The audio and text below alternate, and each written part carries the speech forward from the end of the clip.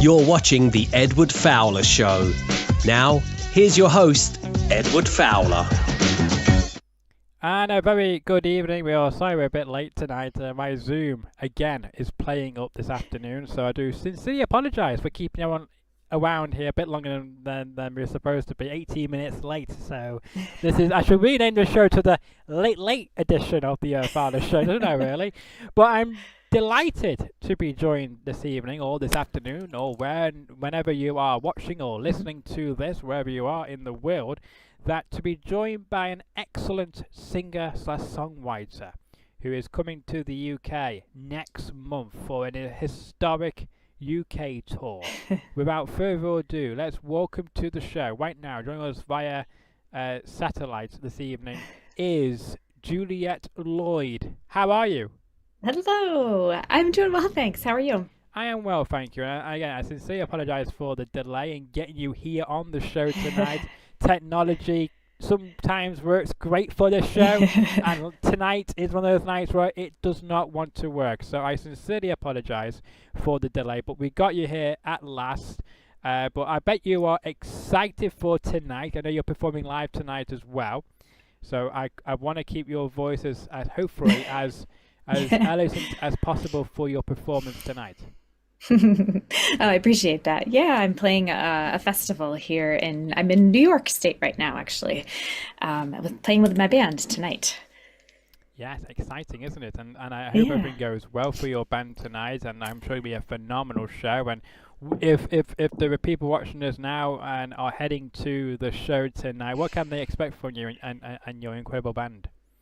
Yeah, so we're so excited. It's part of the Rochester International Jazz Festival. So the festival's been going on for about a week now, and we're playing two sets tonight, East Coast time, 6:45 and 9 o'clock, and we're just doing two 60-minute sets of mostly my newer stuff. In fact, I had a new song that came out today, and we're going to be playing that one this evening as well. So yeah, I'm really excited. I don't often get to play with like the full band, so this is one of those shows. A lot of times, and a lot of times, you know, some of the shows that we'll be doing in the UK over the next couple of weeks will be various configurations. Some will be acoustic duo, some will be with a drummer, but tonight's the full complement. Yeah, so tonight's the night for sure, and and for anyone who might be watching or listening to this as we speak or in the future, talk to us about the I guess the new what you just dropped today. How exciting for you, and congratulations on it. Thanks. Yeah, this is the second new song that I've released in the last 6 weeks or so. And this one's a really fun one. It's called Reno Cure, which is an interesting title. It has a story behind it. I read a book last year. It was like a historical fiction, and it was about, they called them divorce ranches in Reno, Nevada, and kind of the old West US in the like 1940s, 1950s. And it was just a really fascinating thing that was obviously based in reality about, you know, these places where socialites and rich people could go and kind of get their quick divorce in relative obscurity. So it was a way to escape some of the societal the pressure or the scrutiny. And I was just fascinated by the stories of the women who would go out there and do this and kind of emerge with their newfound freedom. And so I wrote a song about it. And yeah, it's a cool track. It kind of blends some indie pop production with kind of an Americana vibe to it. So I'm really excited about this one. I love it. And it's funny actually because I do actually have some family in Reno, Nevada, so it's quite a small world, isn't it? So that's quite good. So obviously our paths were meant to cross here tonight. Yeah. I like it. That's so cool. It's a very evocative place. Yeah. Have you actually visited? I'm guessing you have. Yeah, I've passed through, and you know, it's funny because it's a little bit different from Vegas. It's got kind of its own take on that. You know, you think that they're very similar because they're both kind of, you know, gambling and they're in Nevada, but they have their own kind of different vibes.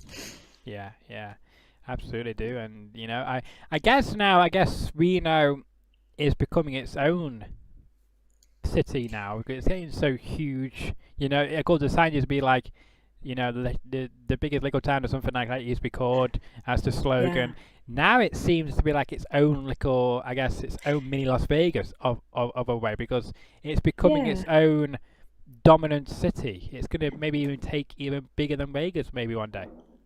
Yeah, yeah, it could be. Mm. So, talk to me about as well, because you mentioned about your new single, which is out today. Where can Mhm. people stream it or buy it or help to support you? As you mentioned, it's indie productions, so obviously you've put a lot of Yeah. time and effort, and many of the people have helped you with the track and helping you to produce it and to release it to us, the great public out there in the world. So how can we support you? You're right, it is self-released, so every little bit helps. You can find it on all of the major streaming platforms, so Spotify, Apple Music, Amazon, YouTube, wherever you get your streaming music. And it just by looking up my name, so Juliet Lloyd, two L's in Lloyd, which I know is a much more familiar name over there than it is here. And yeah, you can stream it, you can share it, you can add it to playlists. Every little bit counts. Yes, yes, absolutely. Yes, I agree. With that, every little helps. As we say, people know you better than they do over here in the UK. Again, it's just wonderful that we get to, support you here tonight. So all little helps indeed. But yeah, go out there, support Julia Lloyd, spread the word about her amazing music. You will not be disappointed at all. We're going to move on a little bit because we'll come back to the track again in a few minutes or so. But I would like to, move on, and if we may, here this evening. And again, we have some issues with if the graphics and whatnot. So apologies for that. If you're still watching, which is great. Let's talk about this because you are, of course, coming over to the UK next month. Exciting times.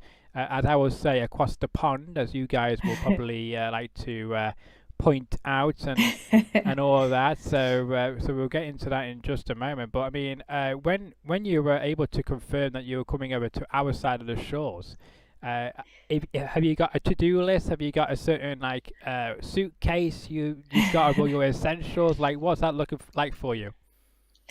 Good. Yeah, I'm still working on my packing strategy. I guess we have a lot of stuff to bring over and very limited checked baggage and carry-on situation. So I actually ordered a new backpack that's meant to be a personal item, and my plan is to put all of my merchandise, t-shirts, CDs, and everything, and hopefully I can fit all of that in this backpack. It's like as compact as you can get it, but it opens up like an actual suitcase. So I'm very excited to give that a test.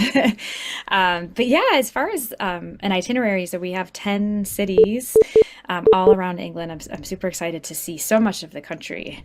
I've never been there before. I've flown through Heathrow Airport, but I've never actually set foot in the country. So I've been getting a lot of recommendations, and it seems like everybody who I've talked to has said that their city is the best and that their city is going to be my favorite. So I've gotten recommendations for Winchester, which is one of our stops. I've heard from folks. I was talking to folks in Leeds and Sheffield and York this morning, and they were saying, "Oh no, you're going to love our cities the most." So Yeah. I'm happy to take any and all recommendations. That's good. That's good. Now, of course, you are going to be in a goes Brighton on the 1st of July. That's when your tour kicks off. So I don't know. Yep. Then you're going to be in Winchester on the 2nd of July. Then in Bristol on the 3rd. Then Stoke-on-Trent on the 4th. Then Nottingham on the 5th. Then Sheffield on the 6th. Then to Leeds on the 7th. Then the 10th to York. The 11th in London, the capital. And then you're going to end it on the 13th of July in Broadstairs. Now, unfortunately, I've never heard of Broadstairs, and I'm from the UK. So, can you tell me? Do you know whereabouts that is in the UK? Is that near London, or is it completely? Maybe it's an island. I don't know. It's near Margate. Okay, So, okay. Yes, Right. yeah, Sorry, you're the second person that has sorry said that actually. sorry to anybody in Margate who may be offended that I don't know where Broadstairs is. So apologies. Yeah. Or anyway, who lives in I should Broadstairs. update it on the graphic and switch it to Margate so people Yeah. will know where it is. Yeah, I've never heard of Broadstairs. I think I never heard that one before. So, but Yeah. some places confuses me or surprises me, just say. Of course, the nearest to Manchester is, of course, Sheffield, where you will be. Unfortunately, you're Yeah. not coming to Manchester. I hope when you next come over to the UK, I hope you do decide to make a pit stop and tour in Manchester, England. I hope so That'd be very too. cool, because that'd be very cool for sure. But those other great cities you mentioned are going to be some phenomenal places, and it's your first time going, so I am hoping that you get the British summer, which is not rain, but completely heat wave weather, because when you do come next week, actually, it's going to be quite warm. I saw that. 30 Celsius. Now, I don't know what that is in Fahrenheit, but I know it's going to be very hot. Yeah. Yes. So, Yeah, and of course we're just coming out of a huge heat wave here on the east coast well, of the US. It it's was coming like here. 100 That's degrees. why I it's going to be know. coming here. So you I'm used to bringing it. it with me. Yeah, exactly. Yeah. I'm Yeah. sorry. Well, I mean, it's great for you because even though you've experienced it in New York, you're going to bring that all over here, so you'll be used to it. But the other thing is it gets quite humid over there. That's the only difference. Yeah. So unfortunately, you have to deal with that. But I'm sure you'll get used to that. Just wear a lot of summery clothes and not Yeah. too much, because of the fact that you don't be sweating. And if you, I'm guessing most of your show is going to be indoors, I'm guessing. So I'm hoping there'll be good aircon as well to make it feel cool for you as well. But what can the UK fans expect from your tour when you come over next week? I'm really excited that all of the venues on the tour are really intimate listening room environments. So I'm really excited at the chance to play my own music in a really intimate vibey room like all the ones that we're playing at. And it'll be a mix. I think the first 5 dates we'll be playing as a trio. I have a really good friend and former bandmate of mine who lives in Bedford, and we played together 20 years ago, and he recorded the drums on my second album that came out in 2007. His name is Dan, and he will be joining us for the first, I believe, 5 dates, and then we're going to play the next 3 dates, stripped down acoustic for the rooms, and then he'll join us again for the London and Margate dates at the end of the tour. So yeah, different lineups.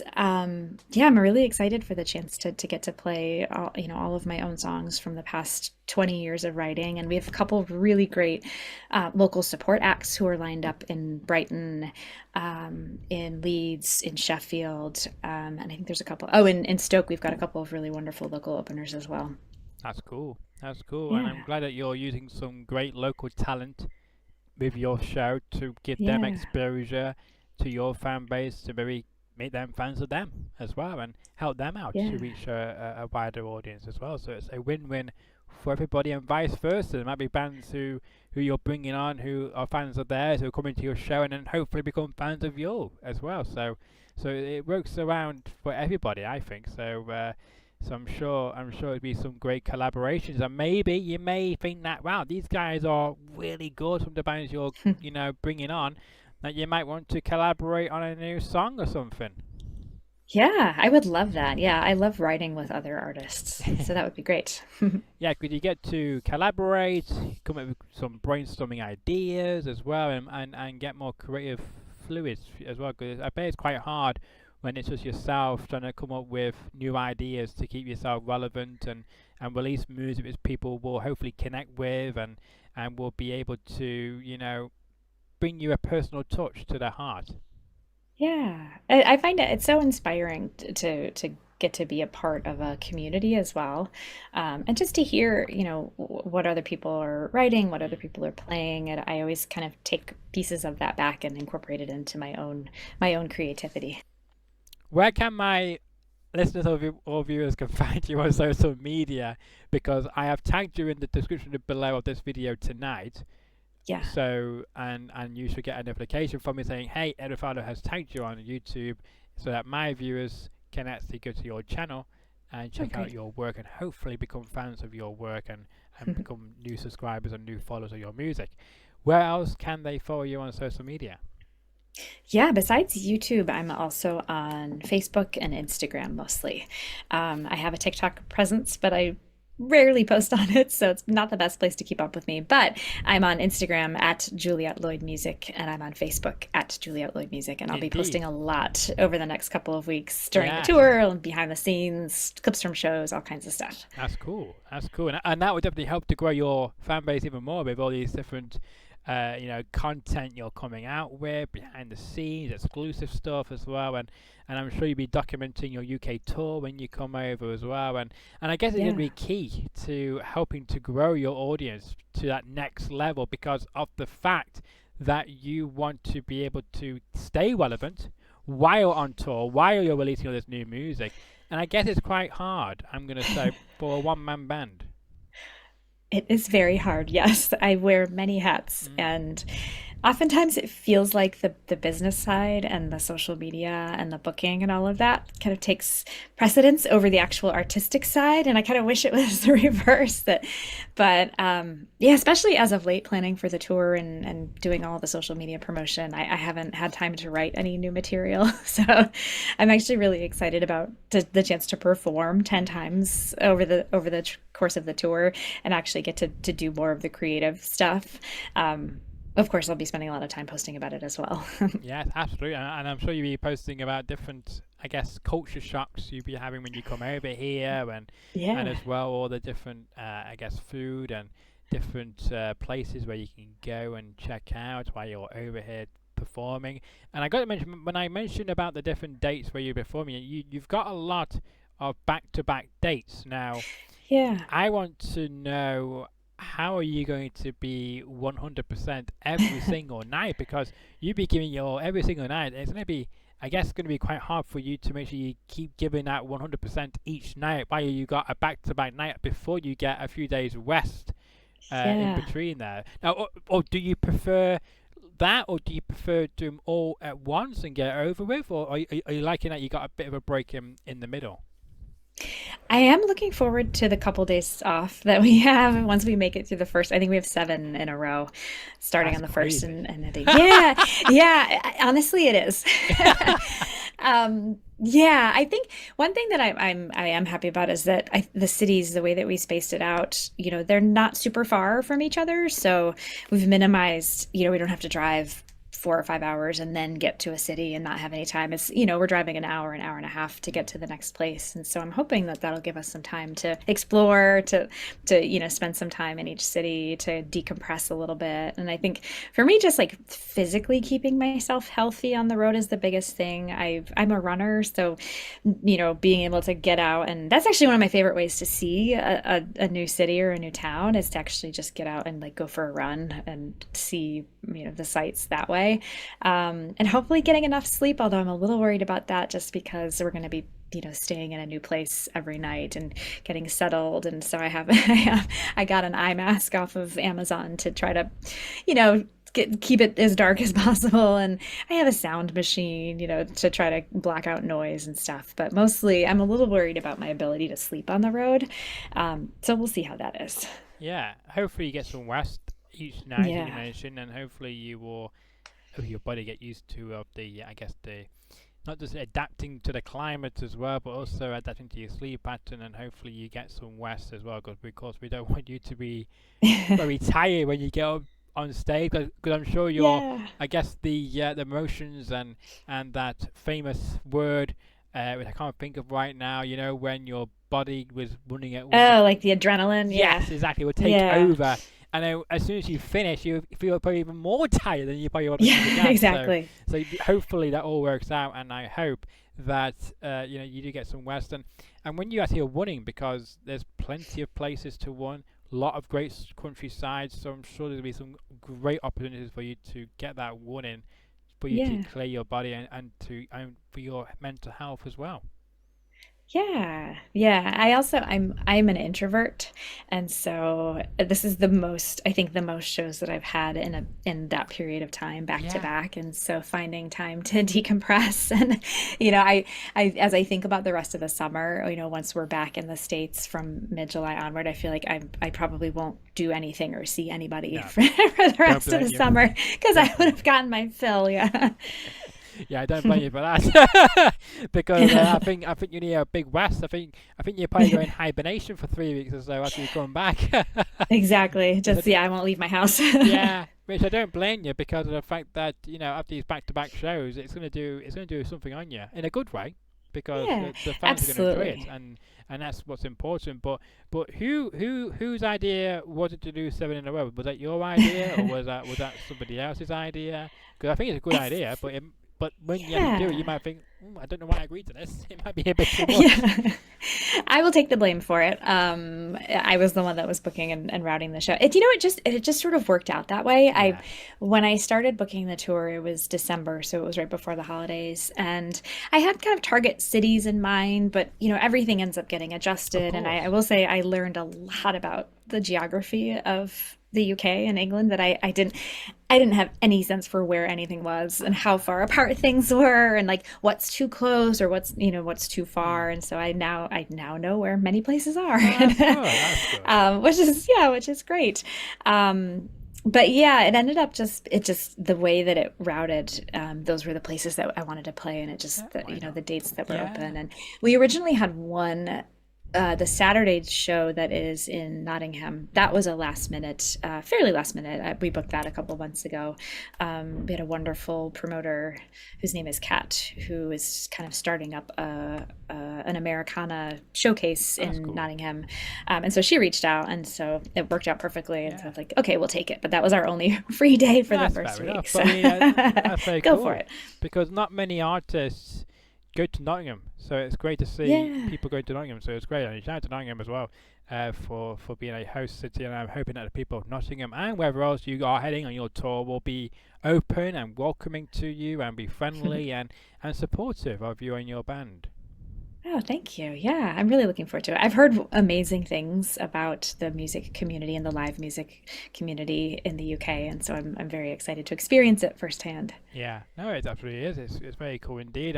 And tell us about the, I guess, when you were booking the venues and getting used to how far things were in the UK because of course as is in America there's a lot of driving involved from one town to the other, isn't there? But while Yes. here, because we're a very small country, we're actually a lot closer than what people may think who are not familiar with the geography of the UK. I never forget this. There was a gentleman who was doing a live broadcast from Manchester, from London. He said this particular person lived in Newcastle.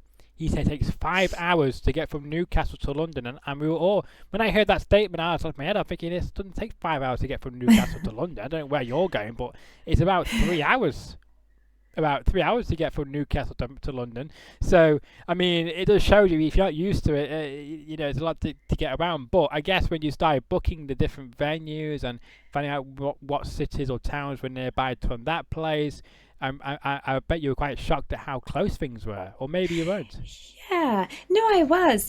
It was weird because I was surprised at how close some things were, but then I was also surprised, my perception of London sort of taking up most of the country and just Yeah. assume, oh, everything's close to London, Yeah. right? And like Yeah. in Yeah. reality, no. I mean, we're playing up in York, and Yeah. that's like what, 4 hours or Yeah. something like that. Yeah.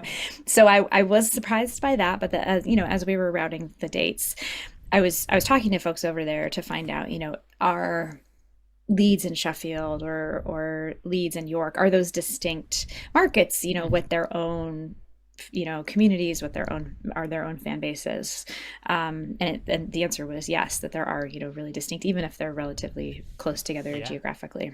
Absolutely. 'Cause I think you're in the Yorkshire land of the country. Yes. So, but no, York. I've been to York several times. A beautiful city, very historic market town Yeah. as well. So I think you will enjoy York, especially. But I mean, for people who live in Manchester, Sheffield is much closer. So hopefully that some Yep. people from Manchester will come out to you through Sheffield. It's only about 50 minutes, depending where you live in Manchester. Oh, Some okay. places are closer than 50 minutes, while if you depending whereabouts in Manchester you are, but not too far Yeah. from Sheffield compared to York, where it's about an hour and something minutes on the motorway. So Sheffield is definitely much closer to come and visit you and hopefully come out Yeah. to your show. Yeah. How's traffic? But Traffic. that's one of the things I'm a little nervous about, obviously, is the driving. Yes, yes.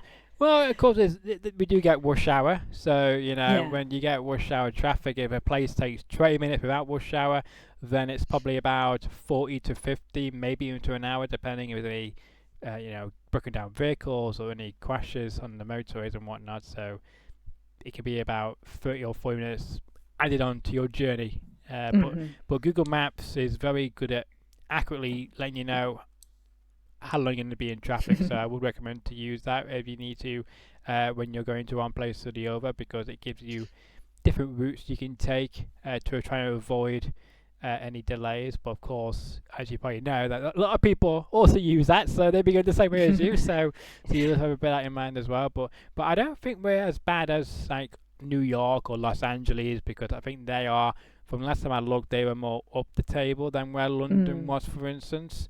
So you should be fine in that aspect. I know you can be in traffic for how many hours in New York you could be in traffic for? Yeah, I've sat in traffic for a long time. Yeah. How many Yeah. hours? About what's the Um, average for you in rush hour? I don't know that I've ever spent. So I don't live in New York, No. but I have spent some time up there. Yeah. Though I mean, I feel like the worst is like you get stuck on one of the bridges going into New York, and you can be sitting in that for an hour. Right. Um, yeah, it's pretty unpleasant. LA, Yeah. I've always lucked out the few times that I've been to LA. The traffic hasn't been super bad, Well, so that's good. I haven't had any nightmare experiences Yes. in LA. 'Cause I know you are from Washington, D.C., aren't you? Yeah, I The live outside nation's capital. The Washington. nation's capital of Yeah. USA. Yeah, Washington, Yep. D.C. What again? Another great place to live in the U.S. The nation's capital. Everything's there. I always thought when I was growing up that Washington D.C. was above New York, but of course I've come Mm. to learn actually it's down below. Yeah. I always thought it's above because it's like the capital, but I always feel like the Yeah. New York should be the capital, because I feel like everything's in New York and in Washington Hmm. D.C. So it is what it is, but it's a beautiful place as well. So do you still live there, or do you now live elsewhere than Washington D.C.? I live just outside Washington, D.C., Oh, so okay. I'm in one of the suburbs in Oh, not too Maryland. bad then. Yeah, so Yeah. yeah, you should still true to your home, as we like, and I'm sure many of your fans at home will be happy to hear that. And I guess as well, when you started to release music, was it always your goal to hoping to, not just get people from Washington, but elsewhere in America to hear your music? Did you ever expect that your music would end up going across the pond and across the world in the way it did? Yeah, that was always the goal. I think, when I think about my goals, and they've changed a little bit Yeah. since I, first wrote my first song, 20 plus years ago. I think back then I wanted to be signed to a record deal and I wanted to be, famous. And that was kind of what success looked like, because this was back in the days when social media wasn't really a thing yet, back Mm, in the mid 2000s. And so there weren't a lot of other ways as an independent artist to get yourself out there. So much has changed in the past 20 years. And now, thanks to streaming, thanks to social media, it's way more possible for people around the world to hear my music, to engage with it, to follow me. And so, yeah, so I have a laundry list of places.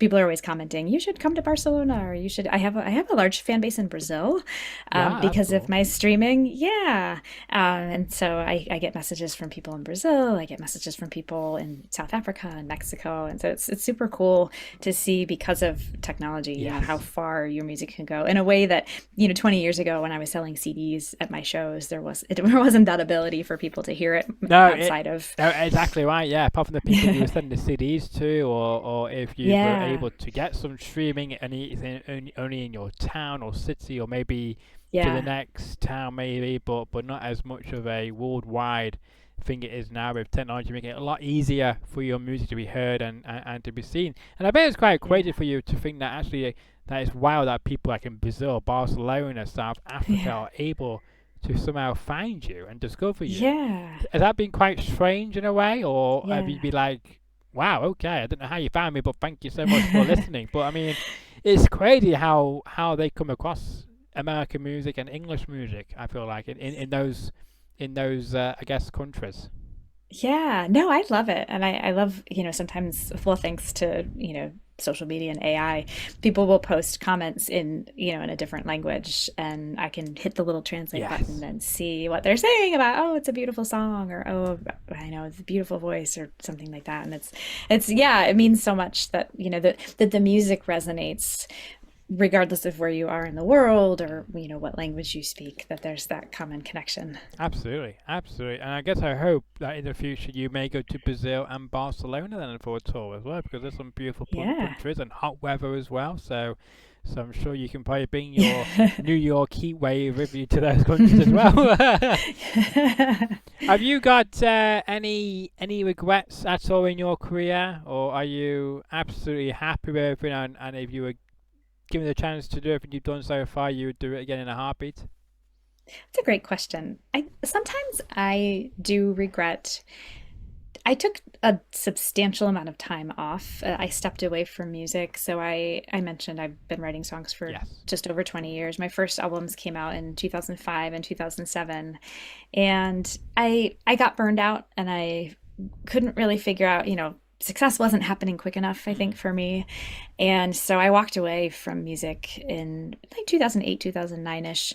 I didn't write a single song. I didn't perform all that often. I maybe would play once every couple of months or so for about 10 years. And I came back to it really during the pandemic, when, so much of us had so much, downtime and time to Yes. reflect and to think. And with everything that was happening in the world and all of the sense of loss and all the things that people were going through, that for me was a time to come back to music and to write again. And so now, being where I am in my life and being older, and on the one hand, I feel like my songwriting is better. I've lived enough of a life that I have, more rich things to write about. But I do still wonder, where would I be and what would it look like if I hadn't taken that time off? If I had, it's funny too, because I kind of stepped away from music in 2008, 2009-ish, and I went back to graduate school and I got a degree in communications and got a real job, quote unquote. And shortly after I went back to grad school, MTV and VH1, the television networks, picked up a couple of my songs and used them in Real World, if you remember that show, or The Hills. It was another reality television show. And so, but at that point I had already kind of put it aside, and I was in school and I was working towards this new thing. And so it was like, part of me wonders, if I had just stuck it out a little while longer, if that had hit and I had been in a place where I could capitalize on it. But I think coming back to it the second time around, part of me does wonder, where would I be? What would that look like if I had not walked away?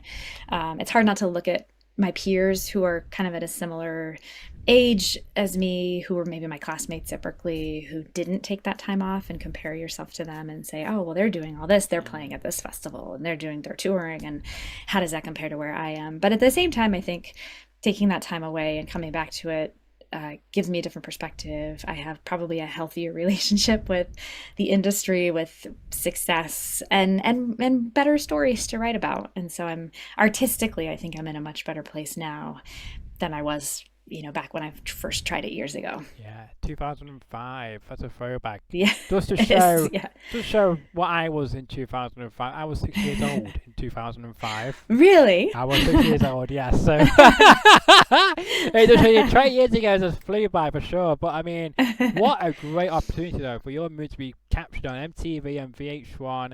And how did you find out about it? Did they reach out to you saying, "Hey, we're using your music. Do we have your permission?" Or did someone just randomly watched it and thought, "Oh, I know that. I know who that is," and then contacted you, be like, "Oh, you've been featured on this show. How did that happen?" I knew that there was a chance that they would use it because I had worked through a third party and had signed like licensing agreements. But all I knew was that meant that like my CD was on the shelf at MTV and VH1, and like Cool. they could use it if they wanted to. And it's funny because I actually didn't know about the placements until exactly what you just said. I noticed, I think I had a couple songs that were on my YouTube page, and I started to get a bunch of comments on them that were like, I heard this on The Hills. And I thought, wait, my song was on The Hills? And so I went back and watched the episodes, and sure enough, they had used 5 of them in one of the seasons. Yeah. It's still, and it still airs today when it's like when it's in streaming and stuff. Every once in a while I'll turn the TV on, and it's one of those channels that airs the shows like continuously, and every once in a while I'm like, oh, that was the episode that my song was in. But I mean, as a bucket list, not everyone can say they've had their song or songs featured on MTV. Yeah, it was really cool. Yeah. Yeah. So you, so I Yeah. mean, you can say I've on your CV, you can say that look, I've had 5 songs on MTV in Yeah. a I show. do use that. I use that line. Yeah. I bet you know you should because you should be proud of that because it happened and it's the truth and you got footage of it. You've got the proof out there. Yeah. So good on you. You know, not everyone can say that they've been on MTV or their music featured on MTV or VH1. So you know, you should be very proud of that accomplishment. And the interesting thing you mentioned about how you look at your other peers who are around the same age as yourself and comparing yourself, that can always bring a negative side to your mental health. And I Yeah. remember hearing something about you shouldn't, compare yourself to others.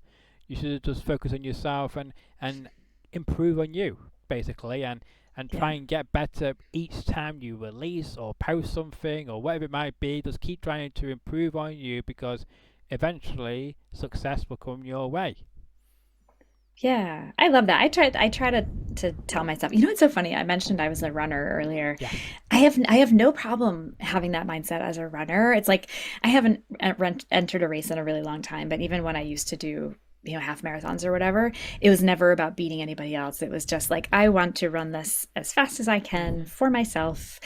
And I don't know why it's easy to apply it there and it's so much harder to apply it to music, even though it's the same idea, right? Yeah. And I think I'm definitely closer to that than I was 20 years ago. I think 20 years ago I was writing music thinking this is the song, this sounds like a song, this sounds like a song that's going to get me a record deal, Yeah. and I wasn't really writing from a place of like, being truthful or with Hmm. experiences that I had gone to. And now, the songs that I've come out with, especially from my last album, Carnival, till just the two that I've released in the past couple of months, are all just really just cool stuff that I like, that I'm proud of artistically, stuff that's, based in my life or based in something that I found really interesting. And so I'm much more writing for myself now, which I think makes it easier to kind of keep the focus on, I'm going to do this because I believe in it and I want to do it. And I have to kind of shut out everything else. Yeah, no, I agree. I agree, and I think you're doing a phenomenal job of that. And I feel like you've got a purpose. You've got a goal you want to get to. You want to do it for your fans as well Yeah. to help them to connect with something. Maybe they're going through something similar as you maybe went through, or whatever story you're trying to come across as well, which is great. I got to mention as well because we wanted to talk about one of your newest singles that I teased yesterday on my social media, which was Yeah. called Wild Again. And I feel like that's Hmm. very much from the conversation we've had just a few moments ago about how you gave up in 2009, went in a different direction, then came back again in the COVID era, and now you're Yep. back and better than ever. So you're kind of wild again. So I can now understand that kind of title for the song. So I think that you've done a great way of segueing that into one of your tracks, one of your singles of like you're wild again in a good way. Was that always was that the thinking behind that, or was that something completely different you had at the You know, time? it works on two levels because I think certainly it's, my own personal experience of, reclaiming or, finding your place again. Yeah. Interestingly, the song actually came out. It's another song that was inspired by something that I read or that I listened to. It was the true story of. If you, this movie probably came out before you were born, but Free Willy, the Yes. movie. There was this fascinating story that I heard about the actual real life efforts to return the whale that portrayed Willie in that movie. He was held in captivity, and they shot the movie, and he was still being held in captivity in an aquarium someplace. And they wanted to essentially like rehome him and bring him back to the wild. And it was just such a strange story. It was kind of frustrating and heartbreaking because he actually, you know, there was questions about whether it was actually better for him to remain in captivity because that's where he lived his entire life and he had humans that he was connected to and that took care of him, versus kind of shoving him back out into the wild. But he doesn't belong to a pod. He has never lived, since as long as he can remember, being out in the wild. And so it brought up a lot of like really interesting questions for me about, what humans, when you try to force your will on something, and even if you think that you're doing the right thing or the thing that's the best for somebody else, from a place of like kindness and generosity, like, but maybe it's not actually what's right for the other individual. And so it was a really interesting question for me. And so that was the kind of the existential theme of that song, but certainly also just on a personal level of, of returning to something, or, reclaiming something. I think is my, and I try to, like, even the songs that are inspired by something external, I'm certainly bringing my own experience to it. Yeah, absolutely. And I just googled it because I'm just intrigued to know when it came out, that film, and it came out in 1993. So yes, definitely is a bit older than me, but before your time. But still a great film. Still a great film. I have to say. But I mean, but it's just why it's great to speak to somebody who was around in the prime, I think, of the noughties. I think the noughties was the last true era of like when edginess was still there, type we're because I feel like 90s and the 2000s, like early 2000s to the mid 2000s, were quite a bit edgy, like we're just coming from the 90s, and it was quite Whisk TV, and then the noughties came, and it was still in that kind of era. So I guess when you left the industry and then when you came back in the COVID era, I guess a lot of things changed, hopefully for the good, compared to what was out in the noughties to how it is in the modern day. Yeah, totally different. Yeah, I almost felt like I had to really relearn the entire industry coming back so many years later. Social media obviously was one of the biggest things, and I would say it was both a blessing and a curse a little bit. And same with streaming. We talked about how amazing it is that you have this way to connect with people all around the world, but I think also the technology has lowered the bar essentially, and so it's so easy to record a song and put it out, and there's just so much content out there now.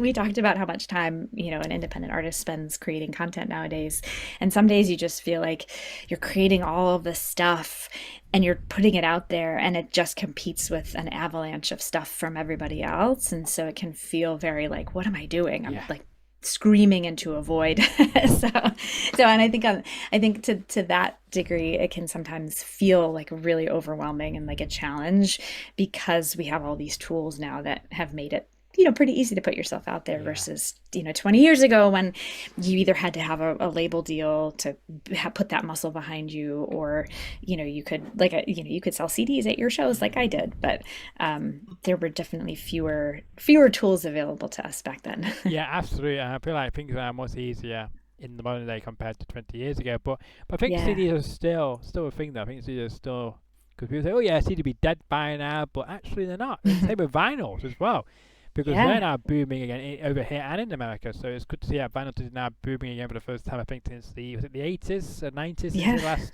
really big time. So it's good to see that happening as well. Just two more things, and then I'll let you go, because I know you need to get to your show for tonight, so I don't want to keep you for too much longer. Next question for you is, when I reached out to, I guess, your publicist or your manager, I can't remember who it was I reached out to now, they, of course, reached out to you, and of course you then said you would love to come on the show. Did you, when it came to your attention that I was interested in having you on the show tonight, did you Google me, or did you just say, yeah, let's just do it, or what was going through your mind when you got the inquiry? Yeah, well, you sent a really nice message with, all of the other people that you'd interviewed. And so I looked at your YouTube channel, I think. And I love every opportunity to have conversations about the music, about what's going on, and I love meeting people, and so it was a no-brainer. Oh, I appreciate that, and again, I will try my best to live up to your expectations, because I feel like at the start of this, I was very bad, because I remember someone was saying, like, if you don't come on time to something, it means you don't care about the person. And I felt quite guilty that you were there like 7 minutes waiting for me to arrive, and I did not turn up. And then you're thinking, you might think, has this been a scam? Have I just been scammed out of my time here tonight? But I mean, it's just like my Zoom was very, very ill prepared for some reason. So I sincerely apologize. I was ready to go to join 5 minutes before we went to go live and whatever, and it just keep going round, and it's like, come on, work. So, and then it took another 10 minutes before I arrived. So I sincerely apologize, but I was absolutely had time, and I was ready to meet you, at the time at 5 minutes before. I usually come on here at 5 minutes beforehand, 5-10 minutes beforehand for my guests to appear. Some guests appear straight on the hour. Some appear 5 minutes after the hour. I'm sure. Which I think is like back to that, quote about if you can't make time, if you can't be on time to make time for the person, then that means you don't care about that person. You don't think they're important enough for your time, basically. So, but I do have time for you, and I did have time for reaching out. I wouldn't waste all that time or that energy in reaching out to you, to your management, to get them to inquire about you coming to the show. So I'm pleased that you are happy with coming to my show and the past guests I've had on this show as well, because there's been some interesting names who have been on the show, which even surprised me, because I never expect those to appear on this show, because the amount of subscribers I've got in the moment, which of course is, I think as well, I've got to say, I think you have more subscribers than I do. So you're doing something right. How did you find me? I wanted to ask you that question. Good question. So I was on, because what I do, I look on Instagram, look on Facebook, so I sometimes type in, Manchester UK tour or whatever, but sometimes I get advertisements which come out either Facebook or Instagram. Yeah. You came up as an advertisement, so I then went onto your profile to see more about your music you post, and I think if you'd be a good fit for my show, and I thought, well, perfect. Why not? I can see you're coming to the UK, so I thought win-win, so that's why I reached out to your people, and they were happy to set it up. So thank you again for that. Well, I'm so glad that the advertisements are working too. Yes, absolutely. Sometimes you don't know, you don't know what works. And so I'm very glad that it worked. It definitely did work. It came on my feed for some, I don't know how it works, but it came onto my feed, and I was impressed. Targeting you. Yeah, it was eye-catchy from your advertising, from what you decided to advertise, and it was very eye-catchy. So maybe coming to your profile to check out more of your work before reaching out to your management company to get them to hopefully help you to come on the show, and it worked. So I appreciate that, and I do hope you'll come back on the show again in the future. Anytime. Perfect. There we go. You're here on the show, ladies and gentlemen. So hopefully that will happen, because we have a lot of people say, "Hey, yeah, anytime," when they say something on the air, but they never come back on. I'm thinking, have I said something wrong? So I hope you will.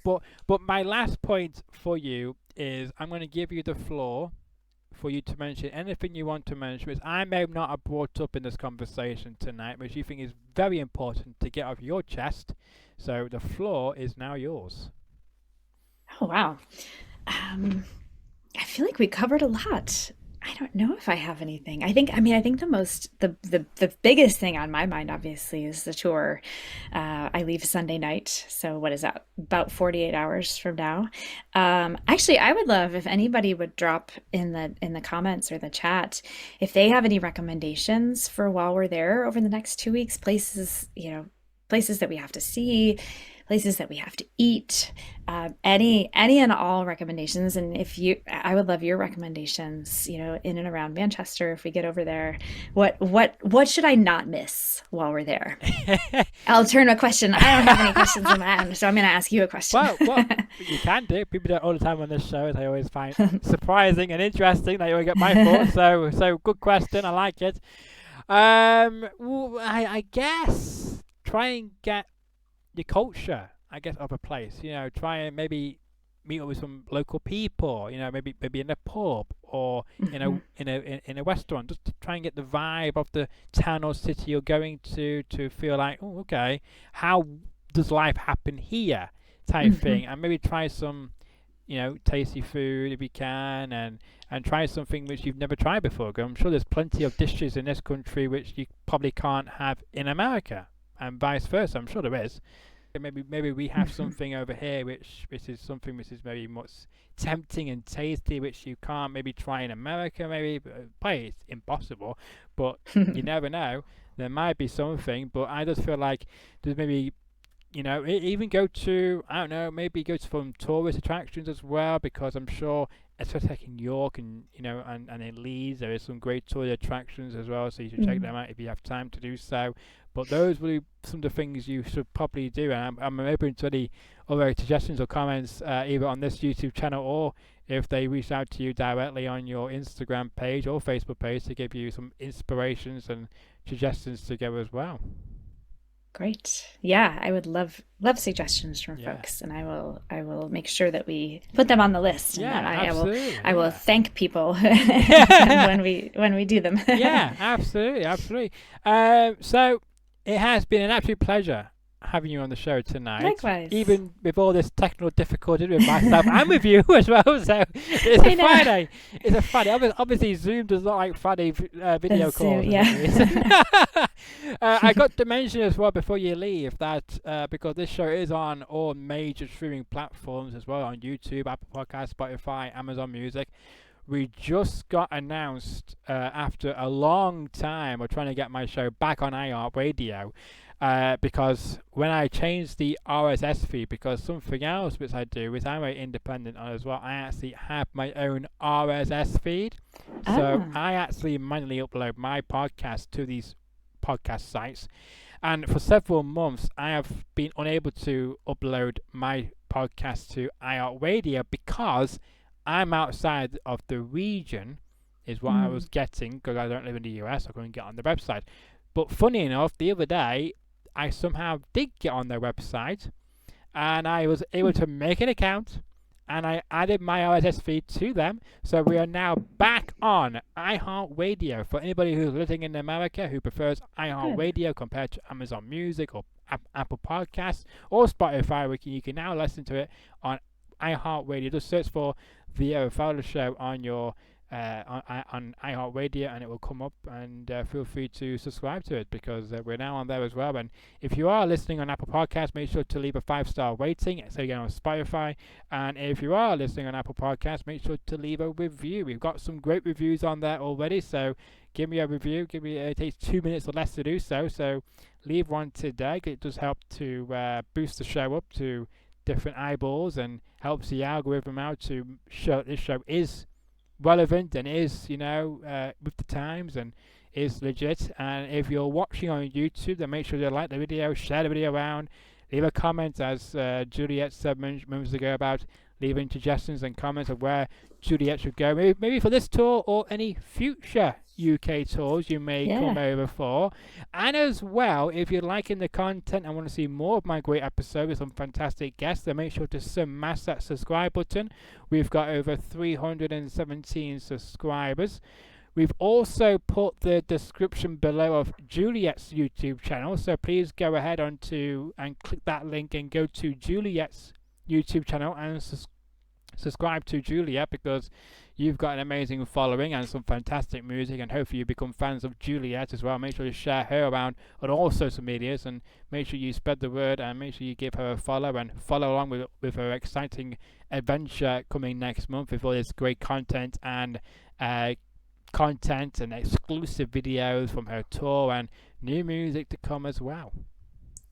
It's been a pleasure. It's been a pleasure. And until the next episode, whenever that may be, enjoy the rest of your afternoon or night, and I will see you in the next episode. Thank you so much for having me.